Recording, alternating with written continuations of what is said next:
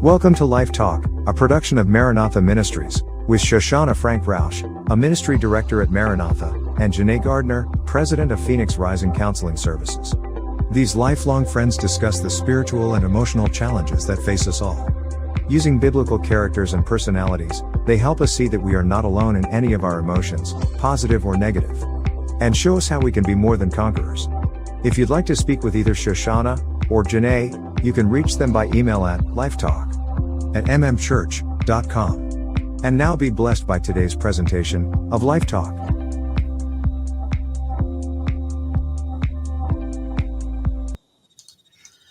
Hello, hello. Hi.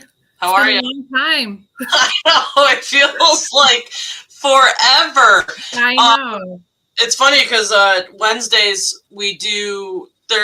Wednesdays are kind of like our church's time to use for classes that are being taught or any kind of online teachings or anything like that. So my dad kind of changed the format of Wednesday nights where now we offer like kingdom culture teachings. Oh, yeah. Mm-hmm. So he just did like a 3-week seminar on gratitude on Wednesday nights. So so you and I are like, we're just kind of peppered in wherever we're needed. Well, that's all right. Yeah, that's good.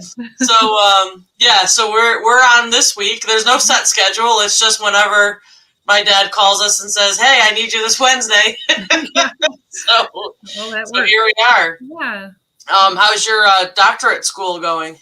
Good. It's just I'm going to be done with this term Friday, so I'll have my a whole semester done. Excellent. I don't know if we ever even talked about it on here that anyone even knows, but you're going for your doctorate. Yeah, I am. Yes, mental health. Yeah, and marriage and family therapy is what my doctorate will be in. So, it's kind of sad to say that I still have a little over 2 years left.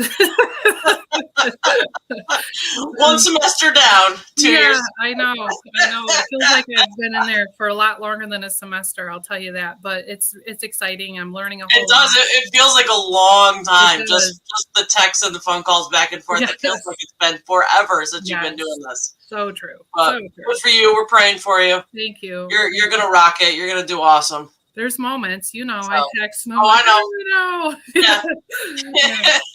There's been times I talk you off the ledge. You're good though. You're good at this. That's what friends are for, right? Exactly.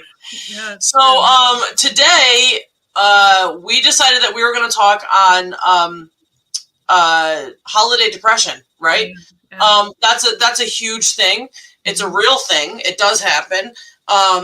And with the holidays coming up, we just went through Thanksgiving. Mm-hmm. We're coming up on Christmas. We have New Year's. And those are times that can be hard for people that have experienced loss, that have experienced, separation. Mm-hmm. Their family unit looks different. I'm not going to say that everyone goes into a full blown, dark, deep depression. Mm-hmm. But they do deal with that twinge of depression. Yes. Yes. I know someone personally who their whole family unit is completely different than what it was last year.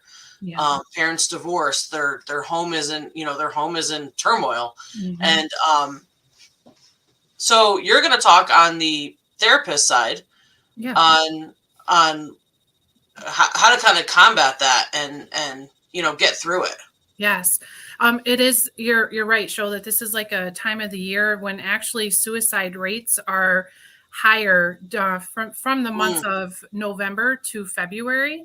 And there's a lot of factors, but holidays can be one of the biggest factors because people that maybe are going through like a financial burden too, that like this pressure that they can't give gifts, so the financial stress also. And if you have a predisposition or already have a depression diagnosis, this time of the year is just tough, because sunlight isn't as bright and as long, and the it's cold, just depressing. It is. It definitely can be, especially it's dark when you wake up. It's dark, it's dark when you get out of work. It's just It's awful. Yeah, and it's cold outside. And so if you're an outdoorsy, that's where you found your coping skills, your hobbies. It's really challenging because you're kind of limited even with just taking care of yourself in that way. And I love that we're talking about this. And I know Bishop Frank, this was one of his requests, is that we kind of talked about this because I think that it's important to remind us that, yes, this is a wonderful time of the year where people can get together with their families, but it's not that way for everyone. And so what I try to do in teaching with my clients or with my church group too, is that pay attention to the people that you know in your congregation or in your family that maybe have lost someone this year, and just make an act of kindness of just checking in with them, sending them a card, maybe inviting them to your family activities, something if they're alone. We have like a gentleman this year that lost his wife and lost his mother, and they were the closest people in his life. So he's alone, and this is a really tough time. And so I think just doing something to go out of your way to help someone this time of the year is really important. And I guess like some tips that I would like to just throw out there for people, if you are one of these individuals that are kind of struggling with it, is talk to somebody. Like you don't have to be alone in that reach out to someone. Trying to get into the habit, and this is good for just anyone at this time of the year anyway, is don't sit and ruminate over like what you've lost. And you mentioned that your dad had done gratitude. I think this is a great time of the year to even focus on some gratitude instead of thinking of the things that we've lost or the money we don't have, or, the family that's not going to be here with us. And what about looking for the person that may be struggling with the same thing that you're struggling with? Absolutely. Or may just be coming into, a lifestyle that you've had to be living, for however long, and pull them in. And you know what I mean? Like what you're doing is you're taking the focus off yourself and how you feel. And you're putting that focus and the love of God onto somebody else. Yes, absolutely. And it feels good when we can give back and get our mind off of what we don't have or our problems or our issues. When we do turn to somebody else, it's helping them, but it's also helping you. And that I'm going to teach on this topic tonight in our Focus Life class, but just kind of looking at a period of reflection to get through this time. Reflect over it. My family, we started doing this like with my kids, and they love doing this. Is around this time of the year, they get to write down. We keep like these little 3x5 cards, and they get to write down their favorite memories from this year. And then they get to also write, what do they hope will happen next year? Like, what are they looking forward to next year? And looking at even taking that into this perspective of just sharing that with each other, saying, okay, I want to reflect on the goodness of God, because God is with you. It doesn't matter if like your family has rejected you, left you, or if they've gone on to a better place, it's just more about kind of taking that time to reflect on the goodness of God. Psalms 118:4 says that the Lord is my strength and he's my song. And this time of the year too is kind of looking at sing a song. If you're kind of feeling down, put some praise and worship music on. Let the Lord minister to you during this time, because he is your strength. He can be your song. And that's the thing. I mean, even when we look at Paul and Silas, when they were in the jail, what did they do when they were in prison? They started singing and worship, right? So worship can move you out of that place when you're feeling just like down, when you're feeling depressed, when you're feeling sad, And I do also think that like when there are opportunities where you are getting invited to events, typically a person who's kind of feeling down or depressed during this time will not show up to those events. So you want to do the opposite of what you feel, because it's, you don't want to go based off of your emotions. So you want to do the opposite. Like, okay, acknowledge, I don't really feel like going. I don't really think they wanted me there. They are just being nice, whatever thought is going through your mind. You make an effort to engage. And if you're not getting invited to Christmas events and parties, host one yourself, what you were saying, show of like other people that maybe are single or are widowed or, that maybe are struggling in that way, you can host your own, and it can become a tradition that's something that people look forward to. Yeah, absolutely. Yeah. Love it. I love it. It's, it is tough. It's tough for the holidays. It's tough when you've lost somebody and you see everyone else get to enjoy, their family and get to enjoy, whatever they have, or they have more money, or they have, it's very easy to always look at, to compare to what you don't have compared to somebody else.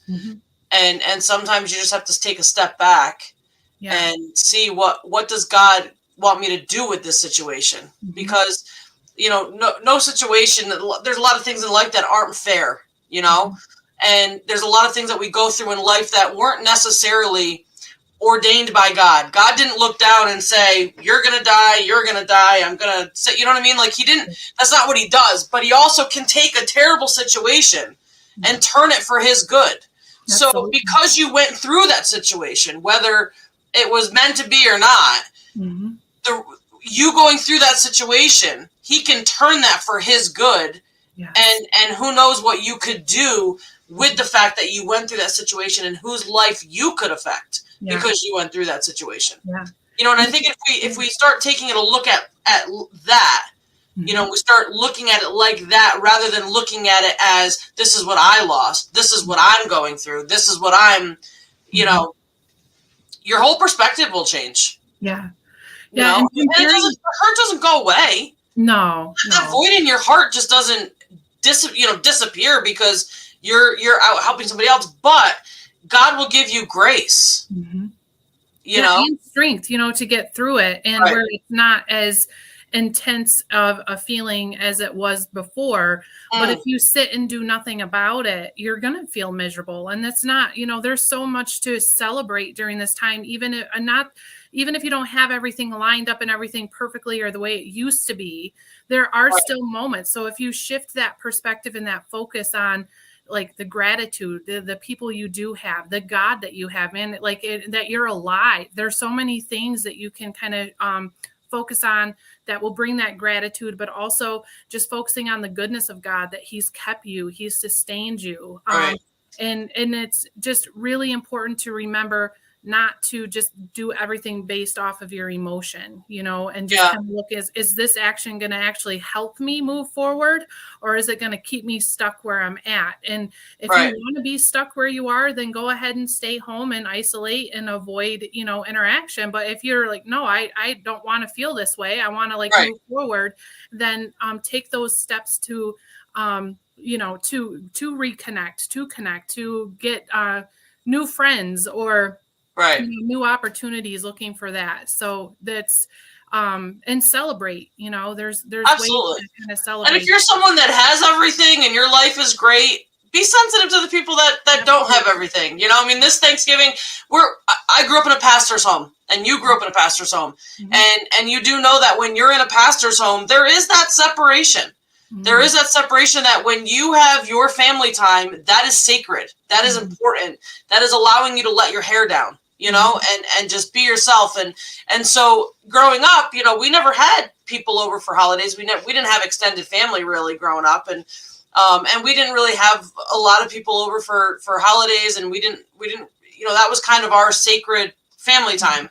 And, now that I'm older and I'm still in a pastor's home, my husband was just voted in as the pastor of Maranatha, and I'm like the opposite. I'm like, Thanksgiving time, let's invite everybody who doesn't have it. I feel like it's one day, just open, and there's just something there's just something nice about that, just getting people together, and we actually did that this year. We had a husband and wife and one of their kids over for Thanksgiving, and we had a blast. We had a really good time laughing and talking, and it was wonderful. So so that's my new thing. Find the I can't remember a holiday where we didn't have somebody that maybe just was more alone during that time, and they could come join the loud game playing and just shell shock. No excuses. This is our family, so welcome here. Well, this was a good talk. Yes, yeah. I hope everyone does have a Merry Christmas. Yes, Merry Christmas, Happy New Year. Absolutely. And if anyone needs to talk or anything, my contact information's in there. I'd be more than happy to help with anything at this time of the year. So. Yep. And if they that'll be in the comments, and then if you just are unsure and you reach out to the church, I will definitely get you in contact with Jene. So absolutely. So Merry Christmas, Happy New Year, and congrats on your doctorate school. Oh, thanks. Yeah, you can congratulate me when I finish it. We'll have a special episode for that. Yeah, no kidding. All right. Have a great week, everyone.